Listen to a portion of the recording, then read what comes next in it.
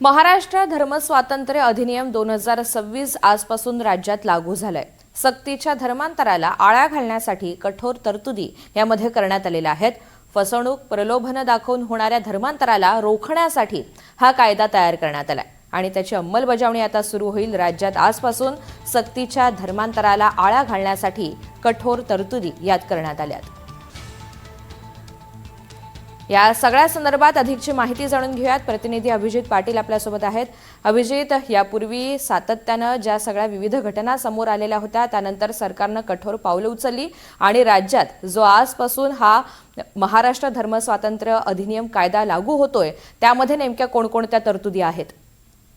आपण जर पाहिलं तर महाराष्ट्र धर्मस्वातंत्र्य कायदा आजपासून राज्यात लागू झालाय। कारण आपण जर बघितलं तर मार्च मध्येच विधानसभेमध्ये हा कायदा पारित झाला होता। त्यानंतर राष्ट्रपतींच्या सहीने हा कायदा आजपासून लागू होतोय। भारताच्या राष्ट्रपती द्रौपदी मुर्मू यांनी अधिकृतरित्या या विधेयकावर सही केल्यानंतर आजपासून हा कायदा लागू झालाय। खरं तर हा खूप मोठी डेव्हलपमेंट म्हणता येईल, कारण या कायद्यानुसार आता जर महाराष्ट्रामध्ये बळजबरीने, फसवणूक, आमिष दाखवून किंवा लग्नाचे आश्वासन देऊन कोणी जर धर्मांतर केलं तर त्याला कमीत कमी 7 वर्षापर्यंतची बळजबरीने जे धर्मांतर करायला होतात अशा व्यक्तींना 7 वर्षांपर्यंत कारावासाची शिक्षा होऊ शकते आणि पुन्हा दुसऱ्यांदा हा गुन्हा केल्यास 10 वर्षांपर्यंत कारावासाची शिक्षा असू शकते।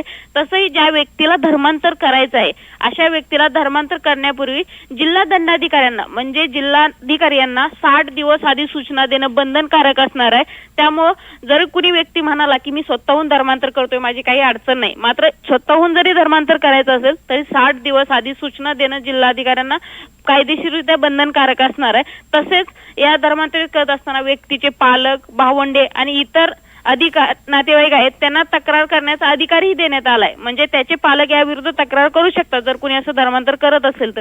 त्यामुळे या संपूर्ण प्रकारामध्ये जे अनधिकृत धर्मांतरण केलं जातं किंवा दबाव टाकून धर्मांतरण केलं जातं त्यावर आळा बसण्याची शक्यता आहे।